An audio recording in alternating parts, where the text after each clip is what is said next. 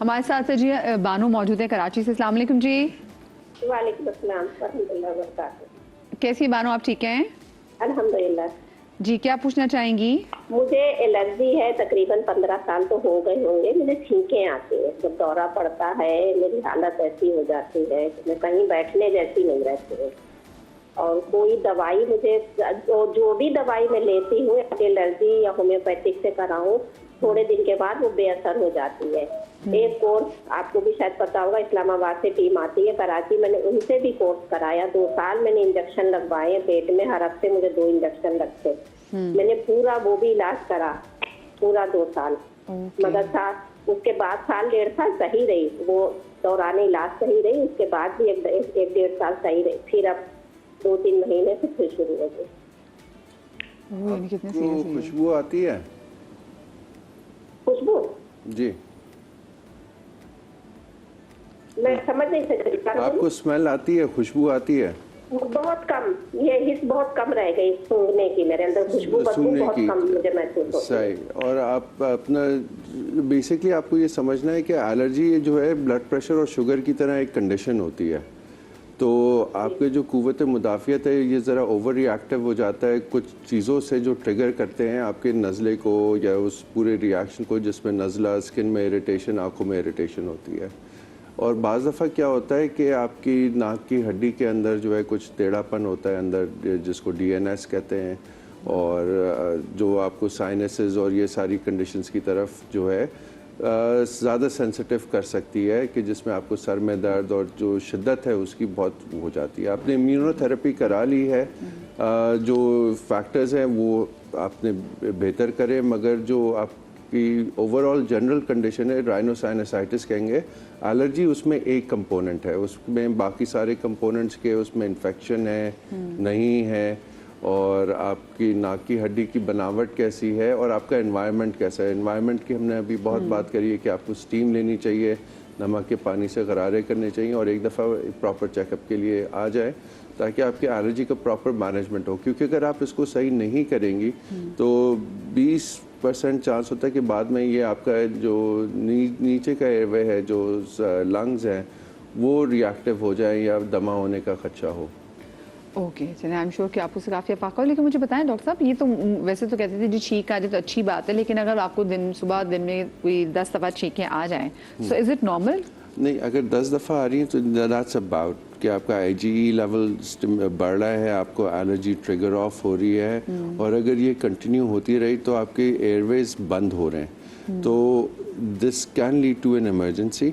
ठीक है, तो एलर्जीज़ को लाइटली नहीं लेना चाहिए। आई नो कि एक ही चीज़ होती है कि नज़ला आ रहा होता है, टिश्यूज़ यूज़ कर रहे होते हैं, और जैसे ही दवाई बंद करें तो चीज़ें वापस आ जाती हैं। बट दैट्स द थिंग कि ये ब्लड प्रेशर और डायबिटीज़ की, आप शुगर की इंसुलिन तो लेना बंद नहीं करेंगे 2-3 दिन, तो आप एलर्जी को इस तरह आप मिस मैनेज हम लोग कर लेते हैं, और फिर अगेन उसमें हम लोग जब थोड़ा सा बलगम आपका कुछ चेंज होता है, खुद से एंटीबायोटिक्स लेना, ये वो तो बहुत कॉम्प्लेक्स हो जाता है, स्पेशली जब इसमें साइनसाइटिस इन्वॉल्व हो। बच्चों में भी ये बहुत कॉमन हो गया है एलर्जीज़ का एग्जाजर्बेशन होना।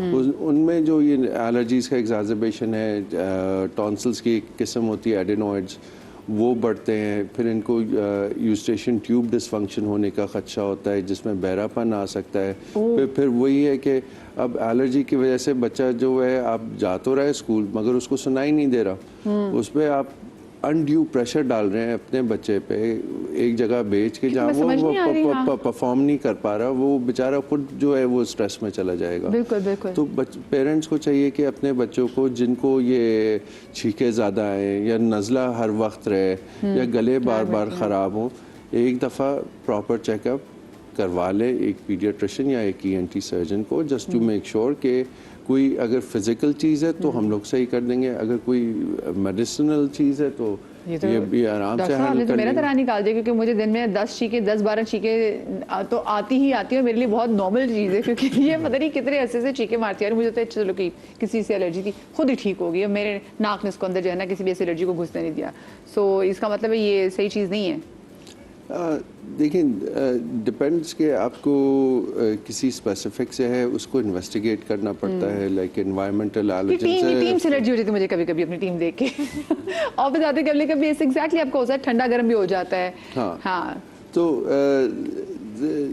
टीम से तो खैर वो अलग इशू है, मगर जो इन्वायरमेंटल जो चीज़ें हैं, जैसे अब यहाँ का इन्वायरमेंट देख लें, फॉर एग्जांपल एसीज चल रहे हैं और हमने शुरू में बात करी थी, अब एसीज बहुत बड़े हैं, हमारा एनवायरनमेंट बहुत ह्यूमिड है और एसीज जर्म्स को रिसर्कुलेट करते हैं। जी बिल्कुल। अब इसका जो प्रिकॉशनरी मेजर ये होता है कि आप कमरे में पंखे को लो स्पीड पे रखें, क्योंकि it throws the bacteria, the dust ज़मीन की तरफ वो पुश करता है। दिन में 2 दफ़ा पोछा लगाएं, सारे डस्ट एलर्जेंस उस पर लगेंगे, तकिए के कवर्स को चेंज करें और डस्ट को अवॉइड करें जहाँ डस्ट हो, और मगरिब और सुबह के वक्त और मगरिब के वक्त जब बच्चे स्कूल जा रहे हो या शाम को खेल रहे हो, उस वक्त जो है फेस मास्क, मॉस्पेल, डेंगू वगैरह से बचने के लिए, मच्छर आपके मगरिब और उसी टाइम आते हैं, उस टाइम बस ज़्यादा प्रिकॉशंस लें। Not through out the day, आप अपना नॉर्मल काम करें, बट मगरिब के वक्त बच्चों को मॉस्पेल लगाएं, घर में बुला लें और जो है ये सारे प्रिकॉशंस अवॉइड करें कि जितनी ऐसे किसी अर्ली मॉर्निंग, और वो रश आवर भी होता है ना, ट्रैफिक होता है, एनवायरनमेंट भी ख़राब होता है, मच्छर भी आ रहे होते हैं, सो लाइक इस मौसम में थोड़ा वैसे तो कोशिश करते हैं घर में पानी आप कहीं खड़े होने ही ना देना कि जिसकी वजह से मच्छर आए, और क्लीनलीनेस भी ये बहुत ज़्यादा मैटर करती है। अब देखें उन लोगों को तो मैं कुछ नहीं कह सकती जिनके इलाकों में बारिश हुई है और अभी वहाँ पानी नहीं निकला, तो ऑफकोर्स वहाँ पे मच्छर भी आएंगे। कोशिश करें अपने बच्चों को जो है ना वो घर के अंदर ही रखें और इंडोर एक्टिविटीज़ में बच्चों को आप ज़्यादा इन्वॉल्व रखें।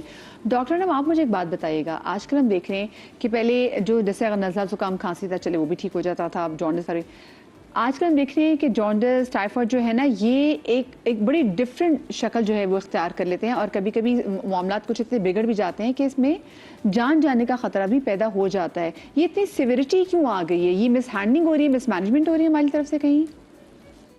आपके क्वेश्चन का भी मैं जवाब देती हूँ, आई एम सो सॉरी, लेकिन अभी आप थोड़ी देर अभी जो आप मेंशन कर रही थी उसमें I would really like to add, हम अभी डेंगू की बात कर रहे थे ना, मच्छर की, तो बिफोर आई गो ऑन, तो मैं उसमें ये कहूंगी कि अभी आपने जिक्र किया कि बच्चों को हम इंडोर एक्टिविटीज में एंगेज करें, so I don't agree with that.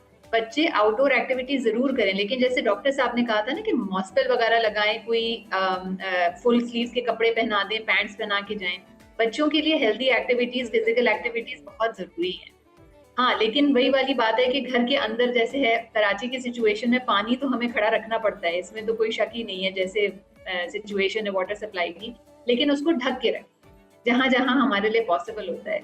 So I just thought कि this is worth mentioning. And then coming to your question, हाँ बिल्कुल, अभी रिसेंटली जो आपने मेंशन, नॉट रिसेंटली, अब तो खैर काफी साल हो चुके हैं कि हमारे पास अनफॉर्चुनेटली टाइफाइड की जो वेरिएंट आ रहा है वो XDR टाइफाइड के नाम से आ रहा है, which is extended drug resistant typhoid. So और बिकॉज दिस इज, सर मैं चाहूंगी, आप बात बड़ी सही करी, पते की बात करी, मैं चाहती हूँ लोगों तक पहुंचे भी, लेकिन ब्रेक का वक्त भी आ गया, फिर मैं आपको आगे इंटरप्ट नहीं कर सकूंगी। एक छोटी सी ब्रेक के बाद हाजिर होते हैं, डॉक्टर क्वेश्चन को आगे जो कंटिन्यू करेंगे।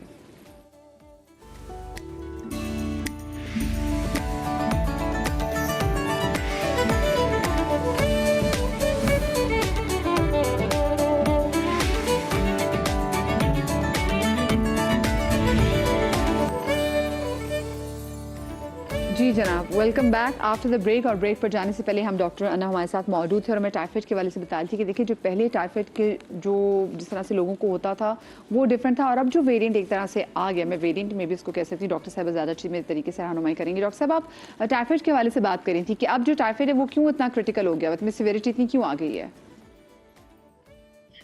मैं एक्चुअली ये बोल रही थी कि ये टॉपिक आपने ऐसा छेड़ दिया कि जिसके बारे में मैं बहुत पैशनेटली फील करती हूँ, और मैं ये चाहूंगी कि इस शो से अगर हमारे व्यूअर्स कोई मैसेज लेके जाएं तो ये जरूर लेके जाएं कि ये सब हमारी अपनी गलती की वजह से हो रहा है। देखिए, किसी भी वायरस, किसी भी बैक्टीरिया, किसी भी जरासीम के म्यूटेट करना एक नेचुरल प्रोसेस है कि टाइम के साथ साथ, वो कहते हैं ना सर्वाइवल ऑफ द फिटेस्ट, तो कोई भी ऑर्गेनिज्म है, चाहे वो इंसान है, कोई ऑर्गेनिज्म है, वो सर्वाइव करने की कोशिश करता है। अब एंटीबायोटिक्स, एंटीमाइक्रोबियल्स जो एक ब्रॉडर टर्मिनोलॉजी है, वो सब इनके खिलाफ काम करती हैं। प्रॉब्लम कहाँ से आ रहा है? प्रॉब्लम ये आ रहा है कि हम miss use and abuse of antimicrobials कर रहे हैं। वो नेचुरल प्रोसेस ऑफ एवोल्यूशन जो कि होना ही था, हमें पता है कि म्यूटेशन होनी थी, वो एक्सपेडाइट हो जाती है, वो इतनी फास्ट हो जाती है सिर्फ इसलिए क्योंकि हम एंटी माइक्रोबियल्स को गलत वजूहात से रिपीटेडली इस्तेमाल करना शुरू हो जाते हैं। तो जो जरासीम है वो अपने आप को उसके हिसाब से कन्वर्ट कर लेते हैं, समझे कि अपने आप को प्रोटेक्ट करने के लिए, ताकि वो एंटी माइक्रोबियल्स उनके खिलाफ काम ना करें। XDR टाइफॉइड अनफॉर्चुनेटली इसकी क्लासिक एग्जाम्पल है, और ये मुझे बड़ा अफसोस होता है जब भी मेरे पास कोई पेशेंट आता है XDR टाइफॉइड के लिए, क्योंकि ये एक शख्स या दो शख्स की गलती नहीं है, ये हम सब की एज अ होल गलती होती है। क्योंकि हम छोटे मोटे नज़ला, जुकाम, खांसी, बुखार के लिए फटाफट जी एंटीबायोटिक खा ली, ऑगमेंटिन नाम की एंटीबायोटिक बहुत कॉमनली यूज होती है, 1 डोज ले ली, 2 डोज ले ली, अच्छा जी अब हमारी तबीयत ठीक हो गई है, देखें एंटीबायोटिक से हमारी तबीयत ठीक हो गई है। वो तबीयत एंटीबायोटिक से नहीं ठीक हो रही होती है, वो डिजीज का नेचुरल प्रोसेस था, लेकिन उस एंटीबायोटिक को लेने की वजह से अब प्रॉब्लम क्या आ गया कि जरासीम में म्यूटेशन शुरू हो गई, वो उस दवाई से प्रोटेक्शन डेवलप कर लेते हैं, ठीक है। अच्छा, इसी तरह से क्लासिक एग्जांपल है, हमारे पास किसी को डायरिया होता है जी, डायरिया हुआ, एक फ्लैजल की गोली खा ली तो जी ये तो जी पेट खराब की दवाई है। फ्लैजल एक एंटी माइक्रोबियल है, इस चीज को हम रियलाइज नहीं करते कि ये सिर्फ कोई पेन किलर नहीं है कि जिसको हमने ले लिया और छोड़ दिया और कोई कॉन्सिक्वेंसेज नहीं है। इनके कॉन्सिक्वेंसेज लॉन्ग टर्म में आते हैं, जैसे कि XDR टाइफॉइड, जैसे कि हमारे पास सिवियर किस्म के फॉर्म्स ऑफ वायरल हेपेटाइटिस। आपका अगला क्वेश्चन यही था ना कि जैसे जॉन्डिस भी है तो जी वो कॉम्प्लिकेटेड क्यों हो रहा है? जी जी, क्योंकि हमारे पास अब डेवलप हो रहे हैं सुपर बग, जिनको हम डॉक्टर सुपर बग्स कहते हैं, और उनके डेवलपमेंट की वजूहात में हमारी कम्युनिटी भी है, हम हेल्थ केयर प्रोफेशनल्स भी हैं, अनफॉर्चुनेटली बहुत सारी जगहों पे हम भी ऐसे करते हैं कि ओवर प्रिस्क्राइब कर लेते हैं। लेकिन आई थिंक हम सब के लिए ये रियलाइज करना जरूरी है कि ये हर किसी की जिम्मेदारी है, कम्युनिटी लेवल पे, इंडिविजुअल लेवल पे, गवर्नमेंट के लेवल पे, हम हेल्थ केयर के लेवल पे, हम सब के लिए रियलाइज करना जरूरी है। XDR टाइफॉइड की जो सिंगल ओरल एजेंट, मतलब आप यूं समझें कि वो दवाई, वो गोली जो हम खा के टाइफॉइड को ट्रीट कर सकते हैं, वो एजिथ्रोमाइसिन रह गई है। अनफॉर्चुनेटली अब लोगों को एजोमैक्स या एजिथ्रोमाइसिन बड़ी पसंद आ गई है, क्योंकि वो दिन में एक दफा लेनी होती है, पर लोग ये रियलाइज नहीं करते कि हम उस सिंगल एजेंट को भी कुछ सालों में रेजिस्टेंट कर देंगे, तो हमारे हाथ में क्या रह जाएगा? हमारे हाथ में IV मेडिकेशंस रह जाएंगे, जो कि देना भी डिफिकल्ट है, डेफिनेटली कैन्युलेशन करा के देनी पड़ती है, और इससे कई गुना बहुत एक्सपेंसिव है। आप यकीन करें, एक डोज अगर हम IV मेडिसिन जो XDR टाइफॉइड को ट्रीट करती है ना, अर्टापेनेम वो सिंगल डोजिंग पे होती है, उसकी एक डोज 5 से 5,500 की मिलती है, वो भी अगर अच्छी प्राइस पे आपको मिल जाए, और वंस XDR टाइफॉइड हो जाता है तो वो 10 दिन के लिए ट्रीटमेंट लेना है। सो इमेजिन कि एक दफा में ही, एक झटके में 50,000 का खर्चा। सो यू सी, इसलिए भी लोग बहुत कॉम्प्लिकेटेड हो जाते हैं, क्योंकि हमारे लिए इसको अफोर्ड करना डिफिकल्ट है, हमारी पॉपुलेशन के लिए। देयरफॉर हमारे पास कॉम्प्लिकेटेड टाइफॉइड आ जाता है जी, इंटेस्टिनल परफोरेशन के साथ आ जाता है।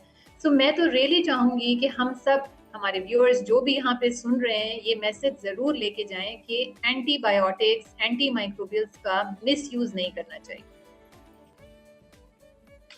सही, ठीक है। अच्छा, मैं आप, क्योंकि हमारा प्रोग्राम का बिल्कुल क्योंकि लास्ट सेगमेंट है, तो मैं लास्ट सेगमेंट में आप लोगों से जानना चाहूँगी कि हम अपनी रोज़मर्रा की ज़िंदगी में घर बैठे भी ऐसी क्या चीज़ें, ऐसी क्या आदत अपना सकते हैं कि हम बीमारियों से बच सकें? क्योंकि देखें, जो मेरा शो है वो मैसेज भी देखती है, और महंगाई इतनी होगी हुई है कि लोग डॉक्टर्स के पास जाने से घबराते हैं, और वो कोशिश करते हैं कि वो एक सर दर्द की गोली से ही अपने बड़े से बड़े मर्ज़ का इलाज कर लें। सो अगर कुछ हेल्दी आदत के वाले से मैं बात करना चाहूँ तो डॉक्टर साहब, आप वो क्या सजेस्ट करना चाहेंगे? I start from you. Regular exercise, ठीक है, 20 मिनट एटलीस्ट वॉक करें, और हाथ की सफाई का ख्याल रखें, हैंड सैनिटाइजेशन, फेस मास्क पहने मगरिब और सुबह के टाइम जब पोल्यूशन लेवल ज़्यादा हो, और उस टाइम आप मॉस्पल भी लगाएं ताकि आपको इन सारी जो डेंगू और मच्छर के काटने से जो बीमारियां होती हैं उनसे बचें। डॉक्टर साहब, वो पेट्रोलियम जेली के वाले से बता रहे थे कि वो अगर नॉस्ट्रल्स में लगाई जाए तो, अगर आपको बहुत ज़्यादा डस्ट एलर्जीज़ है जो हमारी कॉमन प्रॉब्लम है, तो जब आप ये एक गरारे करें जो बेकिंग पाउडर और नमक के साथ, वो आप बाकायदगी से करें। दूसरा, वेस्लीन नाक के अंदर लगाएं, स्टीम लें अजवाइन और लौंग की, और मास्क पहनें। यकीन करें आपको राइनाइटिस शायद शादिर और नादिर 95% नहीं होगा। इन चीज़ों से। डॉक्टर साहब, you have been to China, आपने वहाँ पे लोगों को जो चाइनीज़ मेडिसिन के थ्रू क्या प्रैक्टिस करते हुए देखा, मैं चाहूँगी थोड़ा वो भी शेयर करें हमारे साथ। सबसे इम्पॉर्टेंट चीज़ है ना, वो गर्म पानी पीते हैं, सारा वक्त गर्म पानी पीते रहते हैं। जो कोल्ड वाटर है ना, वो आपके इम्यूनिटी को भी ख़राब करता है, और आपके उन्होंने कहा ना कि स्ट्रेस थ्रोट सिंड्रोम हो जाता है। जब ये स्ट्रेस थ्रोट सिंड्रोम होता है ना, शॉक में जाता है, तभी आपके इन्फ्लेमेशन बढ़ती है और इन्फेक्शंस होता है। जब आप गर्म पानी पीना शुरू करते हैं और गरारे करते हैं और वो पानी पीना शुरू कर देते हैं विद बेकिंग पाउडर, अलम, थोड़ी सी पिटकरी, थोड़ा सा बेकिंग पाउडर, थोड़ा सा नमक, और ये 3 टाइम आप ये आदत कर लें, आपके गले के इन्फेक्शंस तो बिल्कुल भी नहीं होंगे। दूसरा उनकी थेरेपी में है कि कभी भी घर में जूते लेके नहीं आते। ये थेरेपी भी बहुत इंपॉर्टेंट है, क्योंकि आपके एनर्जी मैटर कर रही होती है, एनर्जी मैटर करती है, प्लस साथ में आपके जूतों के साथ कितने इन्फेक्शन लेके जाते हैं, और छोटे बच्चों को लगते उन्हीं से ही हैं। बिल्कुल। तीसरी इंपॉर्टेंट चीज़ है हैंड वॉश। हैंड वॉश का तरीका ये होता है, हम हैंड वॉश करते हैं ऐसे करके छोड़ देते हैं। हैंड वॉश प्रॉपर तरीके से करना चाहिए, स्पेशली द नेल्स, स्पेशली जो ये वाले एरियाज होते हैं उनको। दूसरा इंपॉर्टेंट चीज़ है, फिर अच्छी वाइटामिन लें, हेल्दी डाइट लें। सुबह का नाश्ता बच्चे नहीं करते, और वो सबसे ख़तरनाक चीज़ होती है, eat your breakfast like a king. ये लोग नहीं समझते, तो वो इम्पॉर्टेंट है। उसमें ओमेगा वाली इस्तेमाल करें, जैसे अंडा खाना बहुत ज़रूरी है, हेल्दी डाइट लें, विटामिन सी सुबह लें। अगर ऑरेंजेस नहीं है, लेमन में पानी मिलाएं, गर्म पानी में मिला के पी लें शहद के साथ, you will get a good energy. फिर अच्छी जो डाइट है वो है बनानास।